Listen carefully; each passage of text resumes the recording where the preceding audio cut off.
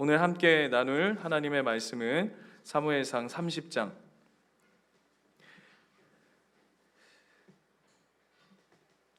7절에서 20절까지의 말씀입니다. 사무엘상이 이제 마무리를 향해 달려가고 있습니다. 이제 다음 주 한 2-3주 정도면 사무엘상이 맞춰질 것 같고요.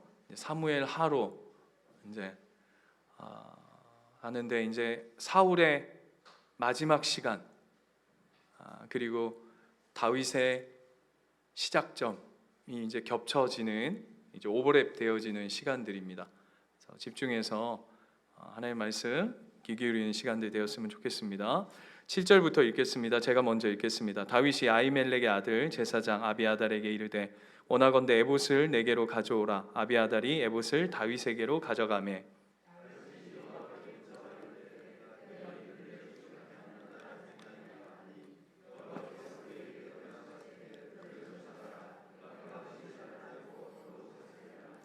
이에 다윗과 그와 함께한 600명이 가서 부설 시내에 이르러 뒤떨어진 자를 거기에 머물게 했으되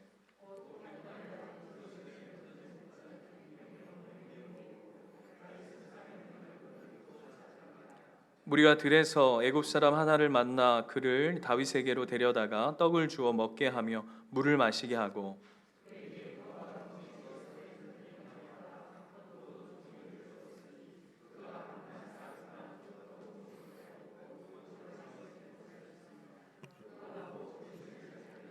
다윗이 그에게 이르되 너는 누구에게 속하였으며 어디에서 왔느냐 하니 그가 이르되 나는 애굽 소년이요 아말렉 사람의 종이더니 사흘 전에 병이 들매 주인이 나를 버렸나이다.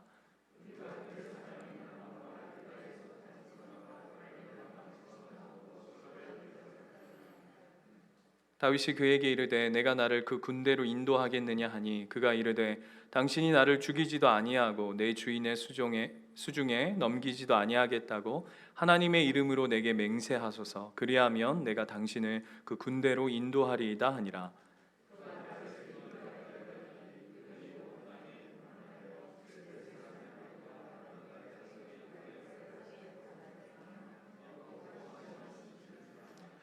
다윗이 새벽부터 이튿날 저물 때까지 그들을 치매 낙타를 타고 도망한 소년 400명 외에는 피한 사람이 없었더라.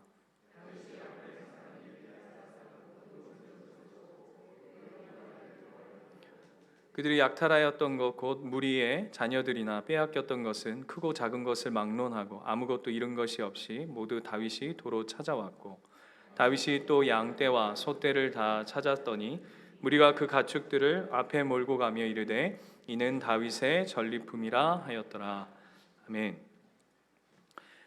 여러분 신앙생활 하시면 섭리라는 단어를 한 번씩들은 다 들어보셨을 겁니다. 섭리, 하나님의 섭리 들어보셨죠? 예, 섭리란 뜻은 뭐냐 하면 하나님께서 창조한 이 모든 피조물, 피조 세계, 온 우주, 이 땅을 통치하시는 하나님의 방식을 일컬어 그것을 하나님의 섭리라고 합니다. 예를 들면 아버지가 한 가정을 이렇게 아버지로서 역할을 감당하고 회사에 가서 일을 하고 남편 역할을 하고 아버지 역할을 하고 뭐 이런 모든 역할들 속에서 아버지가 아버지 노릇하는 것을 다르게 표현해 보자면 섭리라고 하듯이 하나님께서 하나님 아버지 되심, 이 땅의 모든 주인 되심을 이루어 가시고 다스리시고 통치하시는 그 방식을 섭리라고 합니다. 그래서 그 섭리를 인정하고 그 하나님의 섭리를 믿음으로 받아들이는 우리들은 결단코 우리의 인생에 우연이란 없습니다. 아멘이십니까? 여러분 삶에 이루어지는 모든 순간순간들은 하나님께서 뜻하시고 하나님께서 다스리시고 하나님께서 더 노골적으로 하자면 조율해 가십니다. 우리의 생각과 우리의 어떤 판단과 우리가 생각하는 어떤 계획들과 어그러지고 다르다 할지라도 하나님은 하나님의 일들을 반드시 이루어 가시는 그것들을 하나님 섭리하신다라는 것이죠. 예를 들면 찬송가 373장 아십니까? 아마 들어보시면 다 알 거예요. 고요한 밤 바다로. 들어보셨죠? 이 찬양의 2절에 가면 이런 가사가 있습니다. 큰 물결 일어나 나 쉬지 못하나. 큰 물결이 일어난대요. 그래서 내가 쉬지 못하는데 그 다음이 중요합니다. 이 풍랑으로 인하여 더 빨리 갑니다. 다시요.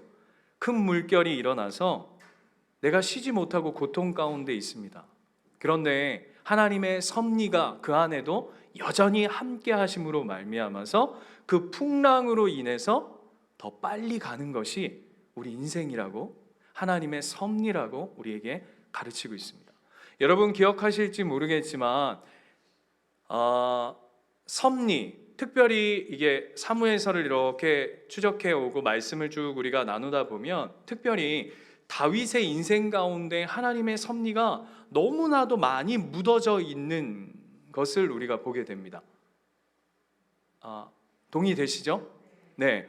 그런데 사무엘서 9장에 가면 사무엘의 인생 가운데도 사무엘이 아니죠. 사울의 인생 가운데도 저희 요즘에 이 사무엘상 강해하면서 제 입에 뭐 얘기만 하면 사무엘, 사울, 다윗 이게 입에 붙어가지고 뭐 누구 이름을 불러야 되는데 자꾸 엉뚱하게 막 부르고 뭐 예를 들면 이루야 이래야 되는데 사무엘아 막 이러고 제가 막 이런 직업병이 걸렸는데 아무튼 이해해 주시고 들어주십시오. 사울의 그 지금 30장 우리가 지난주 지지난주 말씀을 통해서 살폈지만 지금은 하나님하고의 관계 안에서 온데간데 없는 사울의 인생 속에서도 하나님의 섭리가 늘 함께 하셨던 것을 우리가 보게 된 경험이 있습니다. 그게 바로 9장인데 9장 사무엘서 9장이 여러분 뭐 시간 나시는 분들은 한번 가보셔도 돼요. 9장으로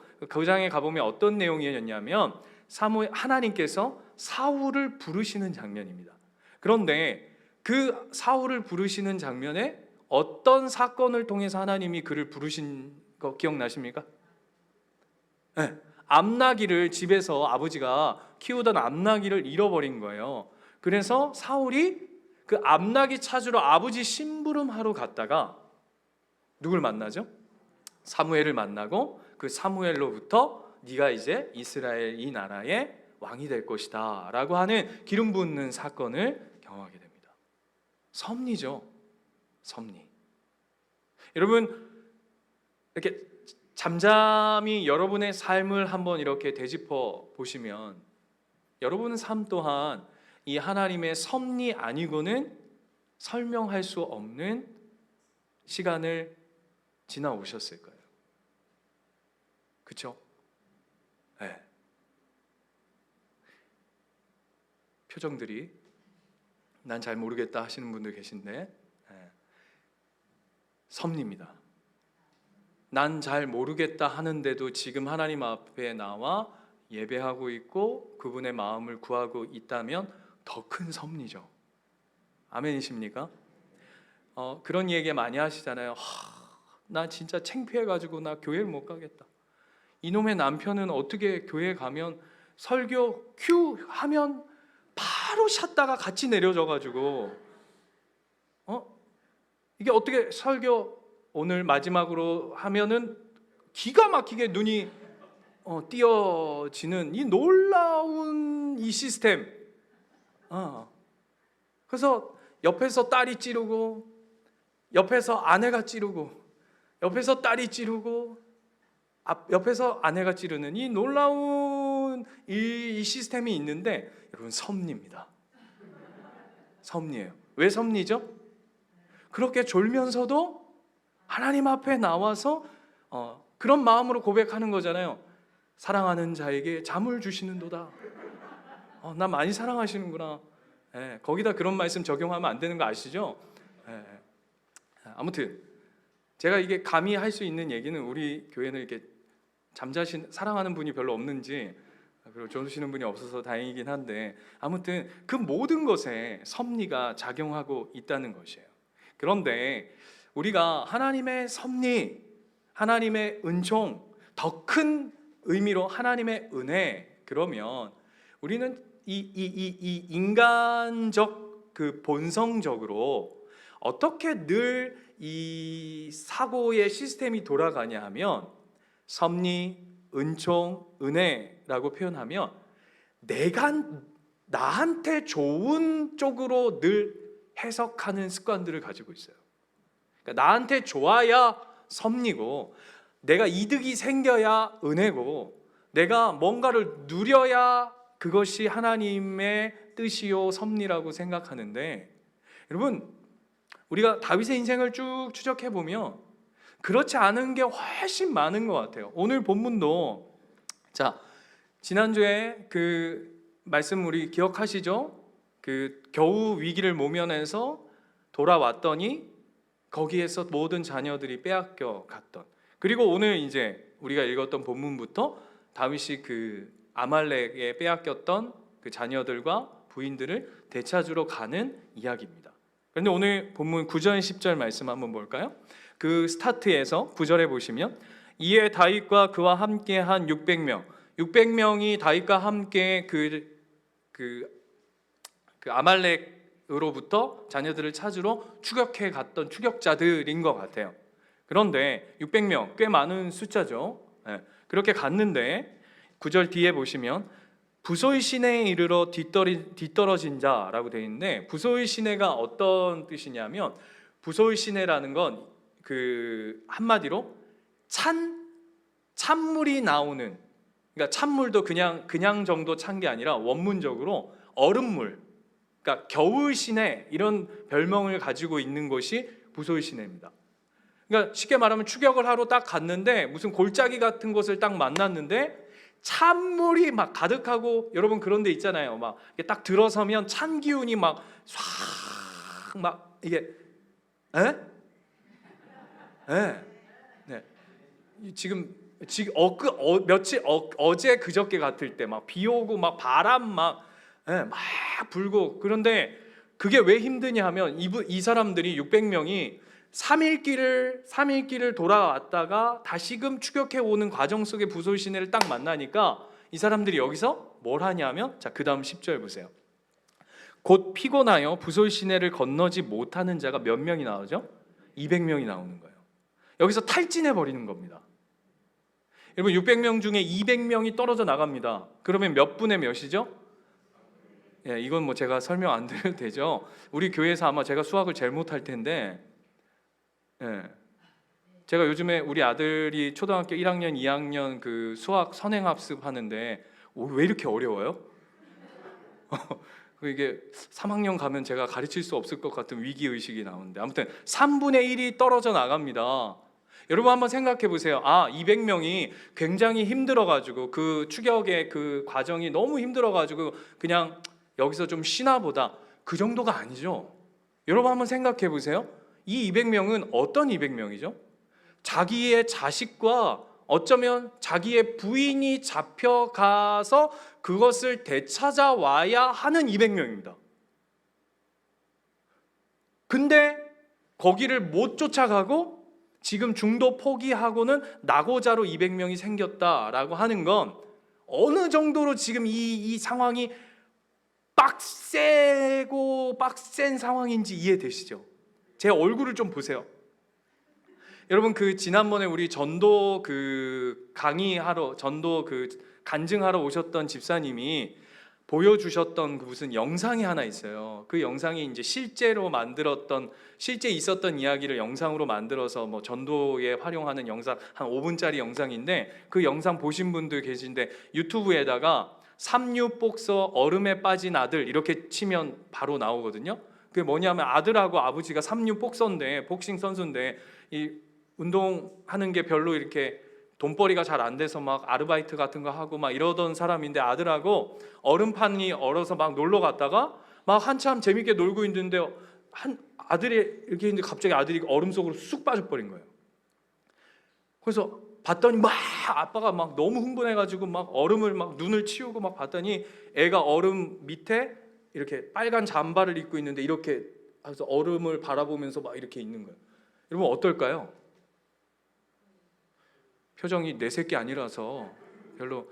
제가 엊그저께 며칠 전에 저희 아내가 그 위내시경 한다고 그 병원에 가고 제가 셋째를 잠시 보는 찰나에 그 사과 말린 게 이렇게 있어요. 사과 말린 거. 그거를 이렇게 아침마다 제가 이제 아침마다는 아니지만 제가 보는 일이 있으면 이렇게 띄어서 주거든요. 그런데 갑자기 하나를 먹였는데 저희 윤지가 이거 막 완전 가는 거예요. 그래서 막 등을 때리고 막 찰나인데 막 죄송해요. 진짜 부끄러운 얘기인데 막 눈물이 막 나는 거예요. 얘가 막 등을 때려도 막 안 되고 얘가 막 얼굴이 새하게 가는 거예요. 제가 또 저희 아버지 때문에 이 트라우마가 있지 않습니까?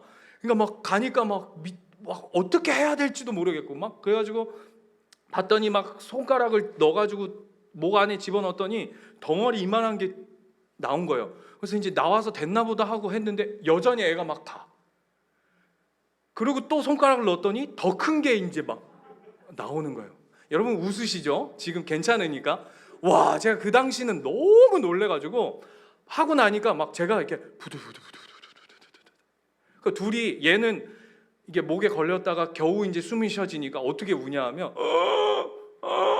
근데 얘가 이렇게 우니까 지금 괜찮아서 우는 건지 아직 걸려 있는 건지 막 제가 너무 긴장이 되고 막 얘를 안고 막 그러니까 어떻게 하는지 아세요? 아이고 주님, 아이고 주님, 아이고 주님.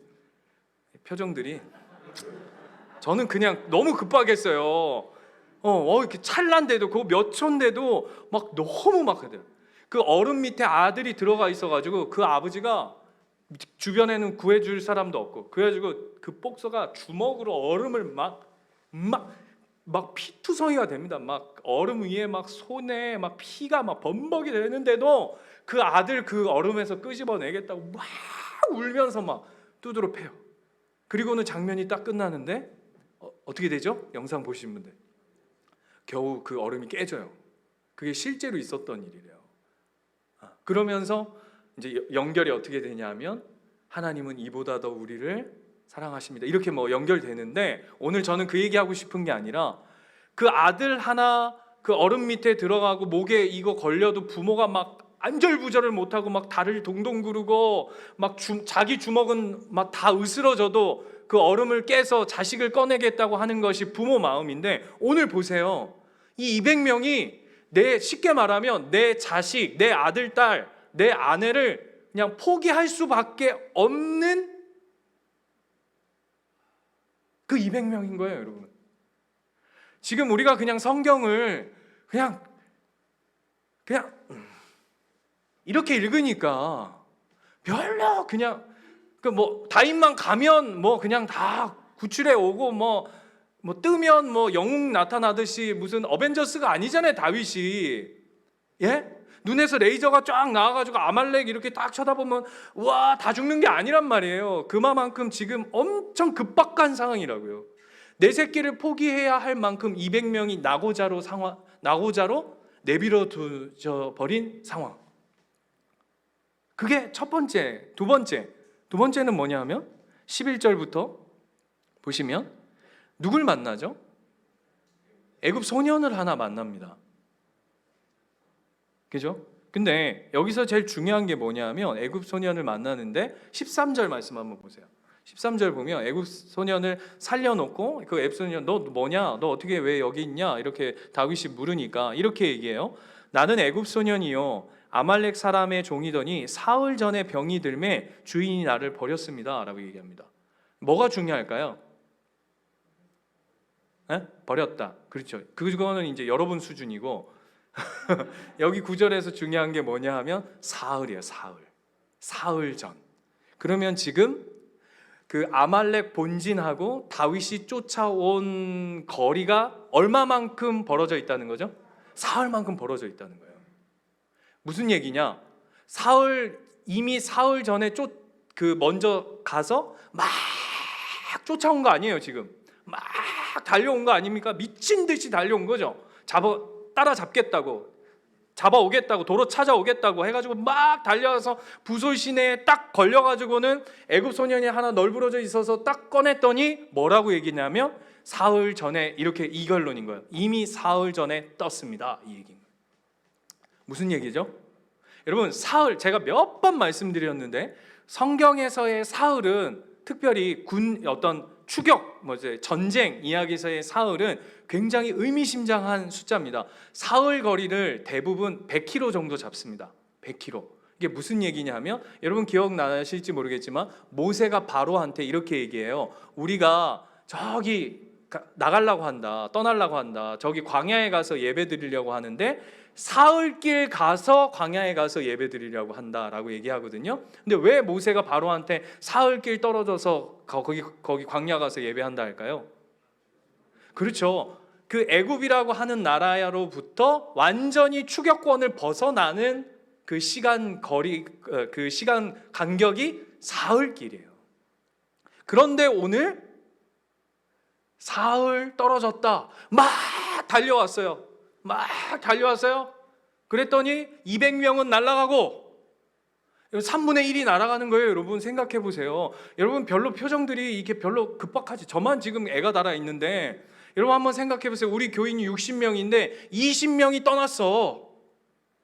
큰 사건이죠. 예를 들면 이게 너무 큰일 아니에요?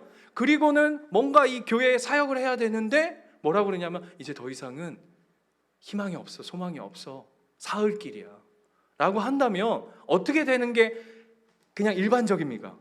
낙심하겠죠, 당연히. 그리고 17절 보세요. 17절 보시면 다윗이 새벽부터 이튿날 저물 때까지 그들을 치매라고 되어 있어요. 이건 뒷부분인데 거기에 보면 낙타를 타고 낙타를 타고 도망한 소년이 400명이래요. 이게 무슨 얘기냐면, 이 소년들은 뭐 하는 사람들이냐면 아말렉 사람 중에서 그러니까 탈취물들 있잖아요. 전쟁해가지고 막 잡아온 거를 지키는 아이들이에요. 걔네들이 몇 명이라고요? 400명이래요. 지금 전쟁을 지금 아말렉을 무찌르겠다고 다윗과 함께 가는 사람이 400명인데 아말렉은 가축 지키는 애들만 400명이에요. 여러분은 성경 읽으면 별로 400대 400 까이고 할만하네 이렇게 성경을 보면 안 되는 거예요. 가축 지키는 자만 400명이면 본진은 얼마 정도 될까요? 어마무시하겠죠. 어마무시하겠어요. 그러니까 눈빛들이 굉장히 실망스러운데 14절 보세요. 14절 보면 이렇게 되어 있어요. 우리가 그렉 사람의 남방과 그렉 사람이 어디냐면 블레셋 지역을 얘기하는 거예요. 두 번째, 유다에 속한 지방과 갈렙 남방을 치고 시글락을 불살랐더니, 이게 누가 한 거라고요? 아말렉이 한 거잖아요. 지금 무슨 얘기냐면 이 아말렉이 블레셋도 치고, 블레셋 모두를 쳤다는 게 아니라 블레셋의 어느 지역을 치고, 그 다음에 유다 어느 지역도 일부 치고, 지금 시글락도 치고, 그리고는 자기가 속해 있던 데 점점 치고 그 노획물들, 탈취물들을 끌어가지고는 지금 온 거예요. 그런데 보세요. 다윗은 그 사람들을 치러 가야 되는 거잖아요.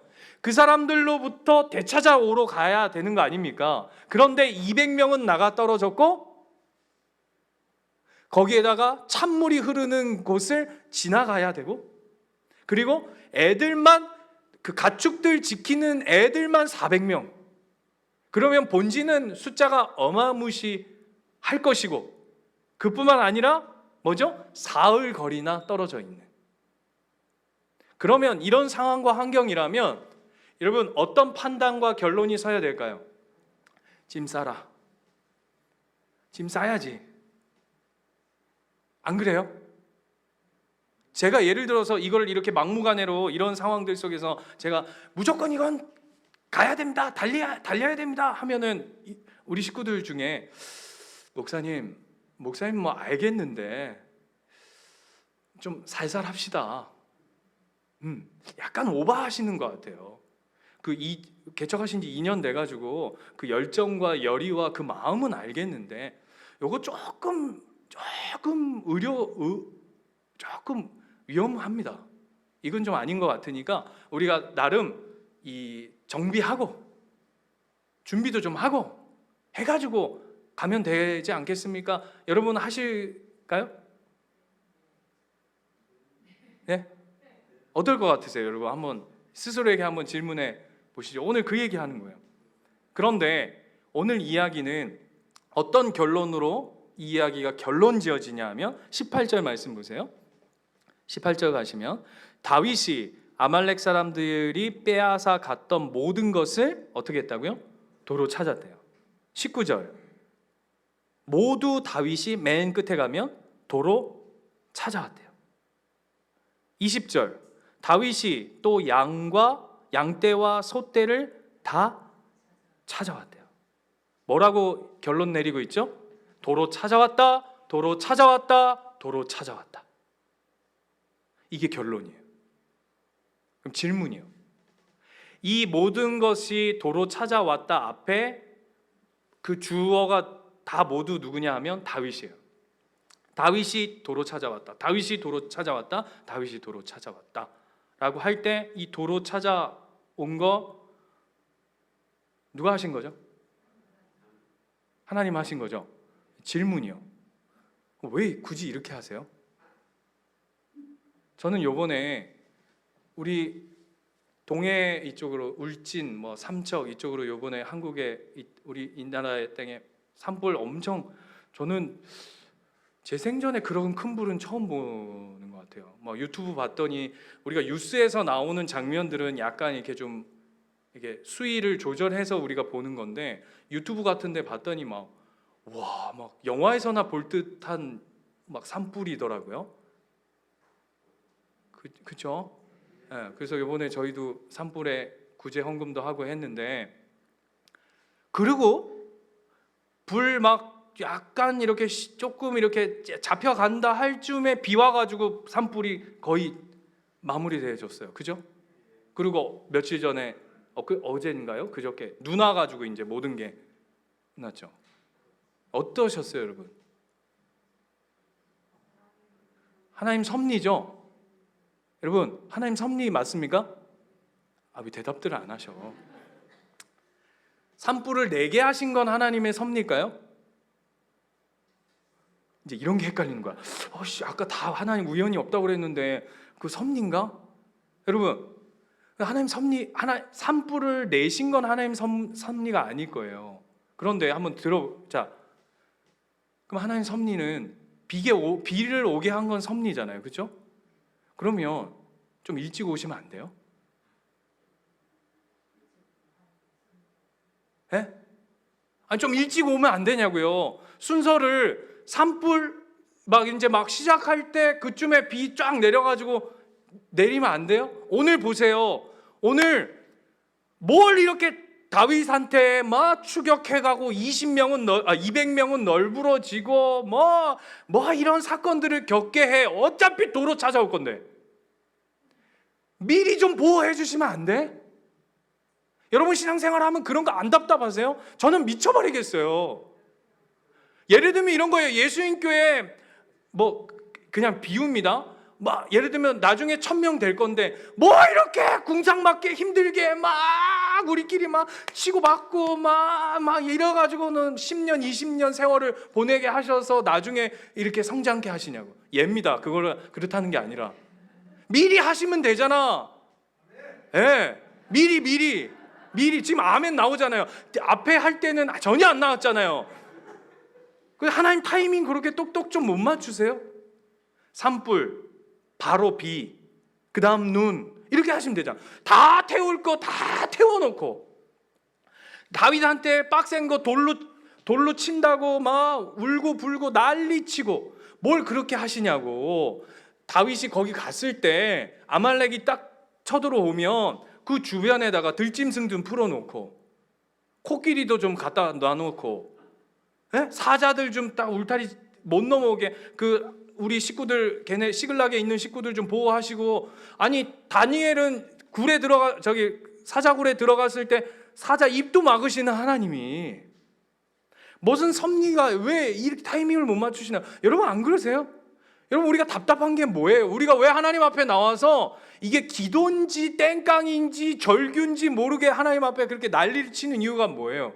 하나님 기도는 하지, 하나님 들어주셔야 됩니다. 근데 내 마음속에 들어있는 이 중심이 뭡니까? 타이밍 좀 제때 맞추세요. 부동산은 왜 하필 내가 팔고 나면 오릅니까? 나는 제일 낮은 가격에 팔게 하시고, 이렇게 환장하는 거잖아요. 이사했더니 이사한 그 집, 이사한 그 전집은 오르고 이사한 데는 폭삭 주저앉고. 이 모양이 왜 이 모양이실까? 어휴, 너무 세게 얘기했다. 왜 이러하시오니까. 안 그러냐고요, 여러분. 왜죠? 다윗 보세요. 다윗 왕 그거 사울은 그냥 기름 부으면 바로 그냥 왕 되던데, 이놈의 다윗은 이리 볶았다 저리 볶았다 뒤집었다 엎었다 대댄지 뭐 가위바위보, 여기 놨다 밑에 놨다 올려놨다 내려놨다 올려놨다 내려놨다. 왜 이렇게 하시냐고요. 왜 이게 중요하냐면 우리 인생이잖아요.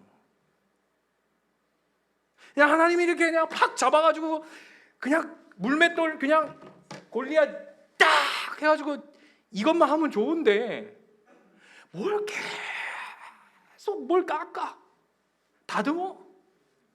피는 나서 따가워서 죽겠는데 연고는 안 발라주시고 계속 물에 넣었다 불에 넣었다 물에 넣었다 불에 넣었다. 왜 이러시냐고요. 왜? 뭐 가르치고 싶으실까요? 무슨 얘기를 하고 싶으실까요? 환장하겠는 게 오늘 하나님이 이 이야기를 통해서 내리는 결론은, 오늘 제목이 뭐죠, 설교에? 다윗의 전리품이에요. 이거 가르치시려고 하는 거예요. 목사님, 다윗의 전리품? 갑자기 생뚱맞게 그게 무슨 얘기입니까? 여러분 한번 잘 생각해 보세요. 애굽 소년이에요. 그죠? 만난 사람이 애굽 소년이에요. 근데 오늘 보면요, 애굽 소년을 이렇게까지 케어할 필요가 있습니까? 예? 그것도 이게 종이잖아요. 아말렉 사람으로 주인으로부터 버려진, 병이 걸려서 버려진 사람이래요. 그리고는 지금 굉장히 급박하게 쫓아가야 하는 상황인데 종 하나가 저기 널브러져 있으니까 다윗이 그에게 물도 주고, 오늘 본문을 보시면 물도 주고 떡도 줘요. 그리고 이렇게 하면 안 돼요? 물 주고 떡 주고, 야 지금 우리가 지금 사안이 굉장히 급하다. 저는 그럴 것 같아요. 죄송해요. 저는 인정머리가 거기까지인 것 같아. 근데 지금 사안이 너무 급하다. 그러니까 지금 너를 케어해 줄 시간은 없는데 그래도 너 이렇게 놔두면 너 죽을 것 같으니까 내가 보니까 너 지금 아무것도 사흘 동안 못 먹은 것 같은데 내가 물하고 떡하고 물 한 병하고 떡하고 요 옆에다가 예쁘게 놓고 갈 테니까 이거 네가 먹고 힘 좀 차려가지고 살아라. 혹시라도 네가 살아있으면 갔다 오다가 보자. 저 같으면 이렇게 할 것 같아요. 그런데 오늘 보세요. 12절 보세요. 뭐 이렇게까지 하냐고. 그에게 무화과 뭉치에서 뗀덩이 하나, 건포도 2송이를 주었더니. 이게 무슨 얘기냐면 얘 때문에 지체되고 있다는 얘기예요. 그렇죠?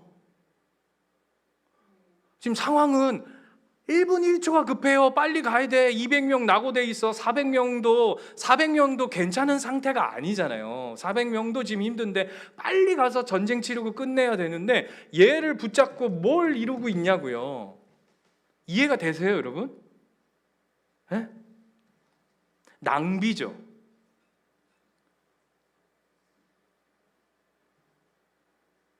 여러분, 이게 이해가 되면 안 돼요.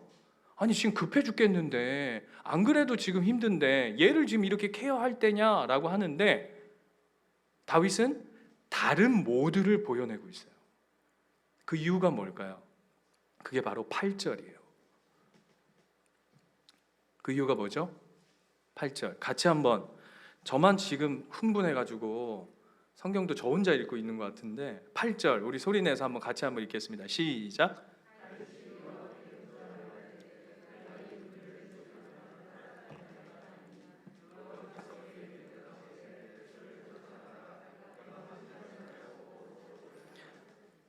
지금 다윗이 믿는 구석이 뭐죠? 지금 사울 떨어졌느냐? 200명이 낙오됐느냐? 거기에 아말렉의 전쟁 치를 인원들이 얼마나 있느냐? 다윗에겐 머릿속에 없어요. 급하지 않아요. 그죠? 그러니까 200명도 그냥 두고 갈 수 있는 거예요. 나중에 다음 주 가면 우리가 뒷부분 살피겠지만 이제 다 해가지고 노획물 다 오늘 다윗의 전리품 이래가지고 가져오잖아요. 다 가져오잖아요. 그랬더니 오는 길에 보니까 200명이 그 부솔 시내 밑에서 어떻게 하고 있었을까요? 200명이 1번 어차피 뭐 될 대로 되라, 뭐 찬물에서 그 샤워하고 있었다. 2번 어떻게 됐나? 이기긴 했을까? 어떻게 됐을까? 막 노심초사 전전긍긍하면서 그 400명과 다윗이 돌아오기만을 막 바라보면서 애절하게 기다리고 있었다. 1번일까요? 2번일까요? 2번이겠죠. 그리고는 400명이 왔는데 400명이 뭐라 그러죠? 이것들 이 위중한 상황에서 지들이 힘들다고 이거 탈진해가지고 이것들을 하고는 이거 상종도 하지 맙시다. 그랬더니 다윗이 뭐라 그러죠? 아니다. 우리가 가져온 그 탈취물들은 이 200명하고도 같이 나눠야 된다라고 얘기해요. 왜요? 다윗이 뭘 붙잡고 있었을까요? 하나님의 말씀이에요. 하나님의 신실한 약속이에요. 지금 표정들 보면 그래, 저 얘기하려고 이렇게 오만 가지 얘기들을 했구나, 저렇게 흥분해가지고.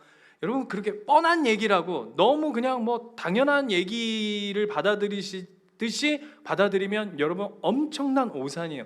제가 왜 앞에를 이렇게 흥분해가면서 막 장황하게 설명했냐면, 여러분 보세요. 하나님 말씀을 붙들어야 합니다. 하나님 상황과 환경 속에서 내가 보여지는 것, 듣는 것, 내 마음에 들려지는 것들을 붙잡는 게 아니라 우리의 삶에 진짜 믿음으로 붙잡아야 할 것은 하나님의 신실한 약속과 그분의 말씀입니다 라고 얘기하면 여러분 아마 아멘 하실 거예요. 그런데 여러분 죄송해요, 머리로 동의하는 건 여러분 믿음 아니에요. 여러분 설교 시간에 제 설교를 듣거나 뭐 이렇게 하면 아멘, 아유 은혜 된다, 아멘, 착각하시는 게 있어요. 그게 내 신앙이라고. 그렇지 않아요, 여러분. 오늘 하나님이 다윗을 전면에 내밀어서 이런 상황, 저런 상황, 막 힘든 상황들을 막 이렇게 복잡하게 막 만들어 가시는 이유가 뭐냐면, 하나님이 우리에게 보여내고 싶은 게 있으신 거예요. 그게 뭐냐면 바로 다윗의 전리품. 다윗이 진짜 붙잡고 있는 상황이 뭐냐? 여러분, 우리의 삶에 문제가 꽝 터지면 여러분 머리로 동의했고 아멘 했던 것 여러분 붙잡을 것 같죠? 천만의 말씀 만만의 콩떡. 그거 아니더라고요. 습관을 쫓아요, 습관을. 내가 늘 해오던 방식들을 쫓아가요.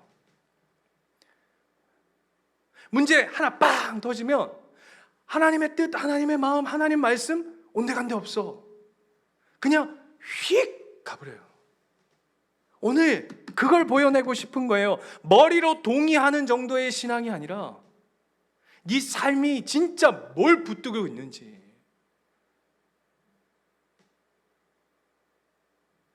그 앞에, 그래서 보세요. 8절 9절 이걸 하나님이 우리에게 보여내고 싶은 거예요. 8절 9절 다윗이 여호와께 묻자와 이르되 내가 이 군대를 추격하면 따라잡겠나이까.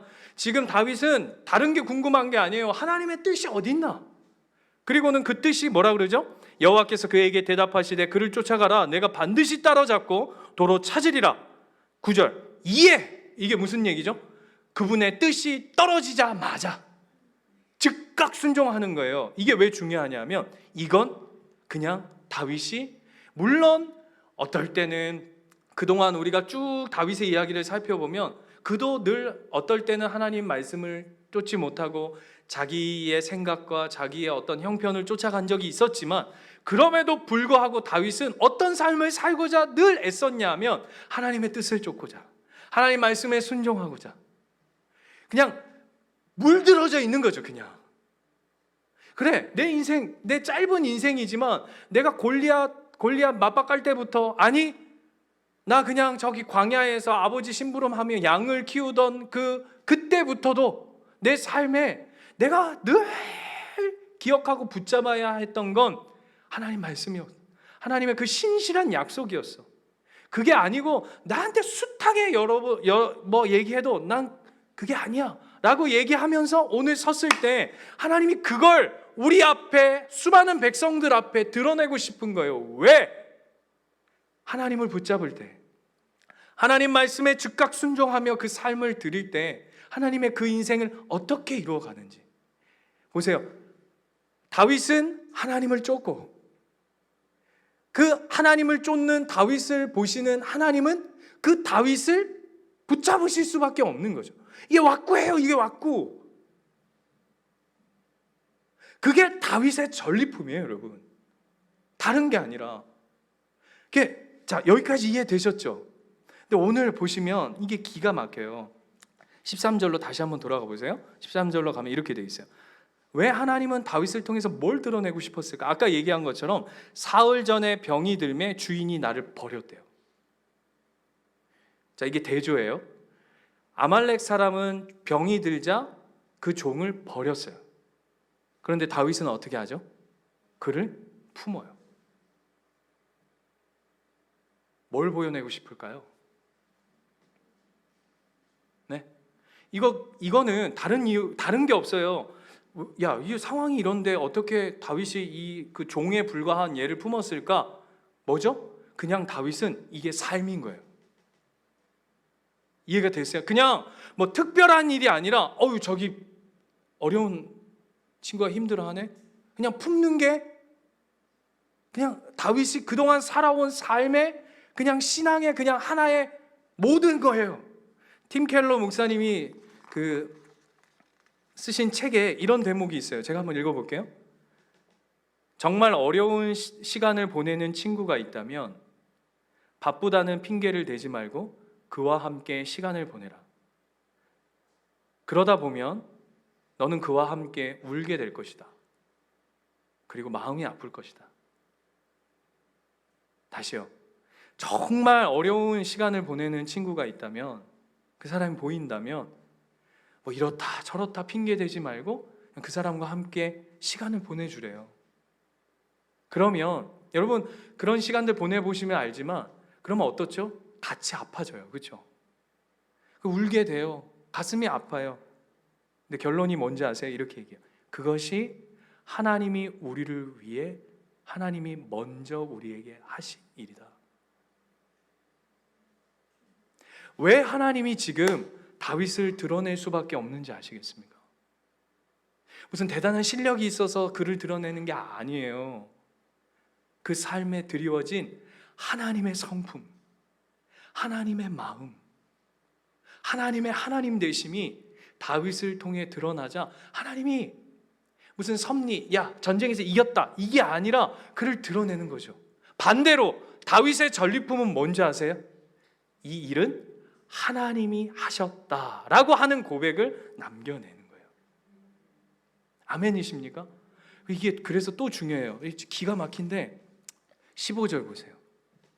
15절 보면 다윗이 그에게 이르되 내가 나를 그 군대로 인도하겠느냐? 거기서부터 온 아이니까 이제 그 루트를 너무 잘 알겠죠. 그렇게 물은 거예요. 그랬더니 그 애굽 아이가 소년이 그가 이르되 당신이 나를 죽이지도 아니하고 내 주인의 수중에 넘기지도 아니하겠다고 하나님의 이름으로 내게 맹세하소서. 여러분 어때요? 이 대목이? 네?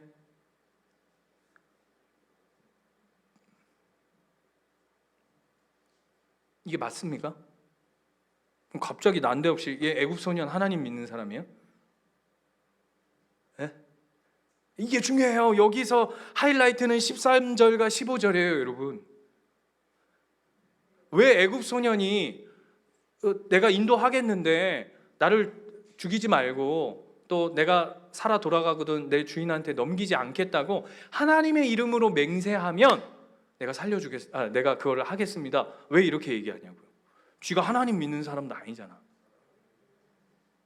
뭐죠? 그러니까 제가 얼른 얘기할게요. 여러분 실력을 제가 뭐 기다려준다고 달라질 건 아닌 것 같고, 농담입니다. 여러분 무시해서가 아니고 뭐냐 하면 이 애굽 소년이 다윗 안에 가장 중요한 게 뭔지를 본 거죠. 이게 소름 끼쳐야 되는데. 닭살 돋아야 돼요, 여러분. 오늘 본문은 이거 하나 보여주고 싶은 거예요. 애굽 소년이에요. 애굽 소년. 다 그냥 죽었다 버렸을 아무 쓸모 없고 그냥 죽어야 할 사람이 다시금 은혜를 입어서 살아왔는데, 그가 가만히 보니까 저 다윗이 나한테 뭔가를 부탁하거든요. 근데 저 안에 뭔가를 약속하려고 하는 걸 보니까 쟤는 하나님하고 연결돼 있는 게 제일 중요한 거구나. 그걸 본 거라고요, 애굽 소년이. 다윗의 이 전리품이 뭐냐 하면, 다시금 얘기하지만 하나님이 하셨다, 하나님이 일하신다, 하나님이 함께 하신다라는 걸 드러내는 믿음의 고백인 거예요. 애굽 소년이 다윗의 삶을 통해서 그걸 본 거죠. 저는 우리 사랑하는 식구들이 이 전리품을 가득 끌어안은 인생 되시기를 축원합니다. 여러분의 전리품, 하나님의 전리품, 바꿔서 얘기할까요? 여러분 한 분 한 분은 하나님의 전리품인 거예요. 반대로 여러분 인생 하나하나는 하나님의 살아계심을 증명하고 보여내고 세상 앞에 나타내는 송효찬 전리품.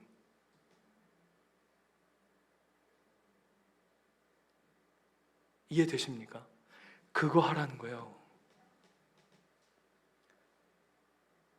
애굽 소년이 볼 때도 저 인생의 가장 중요한 분이 하나님이시구나 라는 걸 보는 거예요. 제가 얼마 전에 재밌는 이야기를 하나 들었어요. 어떤 분이 그러셨대요. 그 S교회에 계신 분인데, 제가 이제 처음 개척한다고 하니까 전신욱 목사님은 아마도 교회가 쉽진 않으실 거야 그랬대요. 쉽지 않다는 게 어떤 의미인지 아시겠죠? 교회가 이게 서기가 쉽지 않을 거야. 그 얘기를 제가 이제 전에 들었는데 순간 발끈했어요. 뭔데 지가 뭘 보고 뭐 되니 안 되니, 무슨 교회가 되니 안 되니를 얘기해. 그러면서 이제 그 뒷이야기가, 전 목사님 몸이 약해가지고, 제가 겉과 속이 많이 다르지 않습니까? 또 이렇게 얘기하면 또 이중인격자라고 생각하시려나. 겉은 뭐 거의 뭐 제가 요즘은 좀 마시게 가서 그런데, 어쨌든 그런데 골병이 들어 있어서 교회가 쉽게 이게 서지 못할 거야 했는데, 이제 지난번에 설립 예배 때 오셨다가 우리 교회가 그래도 나름 건강하게 세워져 가는 걸 보면서 이러고 가셨나 봐요. 근데 그 얘기를 듣는데 계속 기분이 나쁜 거예요. 그런데 또 한 분이 연락이 오셨어요. 이분이 누구시냐면 15년 전에 북에서부터 탈북하셔가지고, 북에서부터 탈북했댄다. 탈북하셔가지고 15년 전에 지금 S교회에서 신앙생활 하시는 분인데, 이분이 늘 매주마다 제 설교를 듣는데요. 아주 훌륭한 분이에요. 근데 그 이야기를 하고 싶은 게 아니라, 한 번은 이런 장문의 카톡이 왔어요. 그러면서 뭐라고 하시냐면, 목사님 참 감사합니다. 그러면서 이런 얘기를 하셔요. 목사님 설교를 들으면 북에 두고 온 자녀들 때문에 늘 불안하고, 북에 두고 온 가족들 때문에 늘 마음이 어려운데, 목사님 설교 안에 계신 그 하나님이 그곳에 남겨진 우리 가족들을 지켜주실 것 같은 믿음이 생겨요.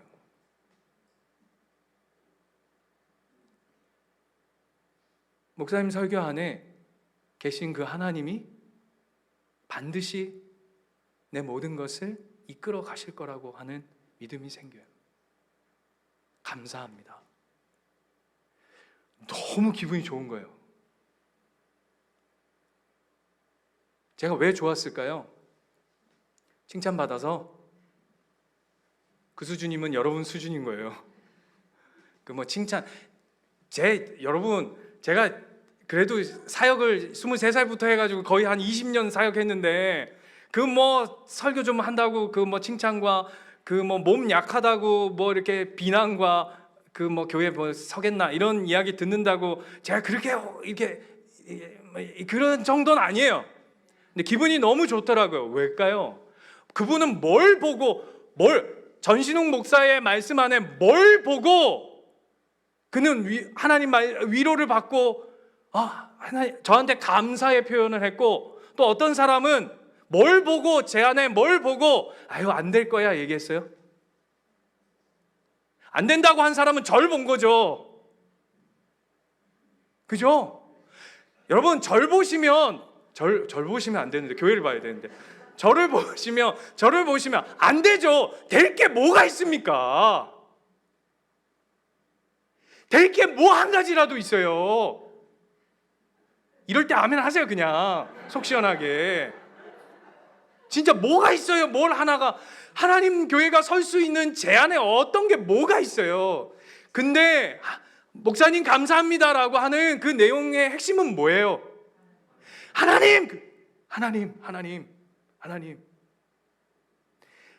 하나님이 그 전리품, 다윗의 전리품이라고 고백하셨던 것처럼 전 여러분 안에 그 하나님으로 가득한 인생 되시기를 축원드려요. 그 섭리 무너질 것 같고, 주저앉을 것 같고, 망할 것 같고, 다 끝났다 하는 그 순간에도 하나님 여전히 섭리로 여러분 삶을 이끌어 가셔서 여러분이 진짜 하나님의 전리품으로 살아가시는 복된 인생 되시기를 축원드려요. 그거면 돼요.